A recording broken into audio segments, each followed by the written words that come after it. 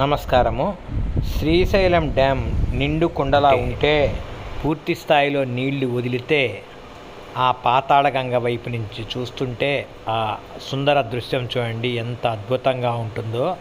కిందకి దూకుతున్న నీళ్లు పాల నురగలాగా తెల్లగా ఎగిరెగిరి పడుతుంటే ఆ సన్నటి నీటి నుంచి వచ్చినటువంటి ఆ ధూళిలాగా ఉండేటువంటి ఆ నీటి ఆవిరి ఒక పొగలాగా లేదా ఒక మేఘంలాగా కమ్ముతూ మన వైపుకు వస్తుంటే అది చల్లగా మనకు తగిలినప్పుడు ఉండేటువంటి ఆ ఫీలింగే వేరు. ప్రతి ఒక్కరూ అక్కడికి వెళ్ళి దీన్ని చూచి తనివి తీర ఆస్వాదిస్తేనే నిజమైన నాగార్జున సాగర్ యొక్క అందాలు మన కంటబడతాయి. చూడండి ఎంత బాగుందో ఆ నీరు. నిజంగా చెప్పాలంటే ఉభయ తెలుగు రాష్ట్రాలకి అది జీవాన్ని ఇచ్చేటువంటి నీరు.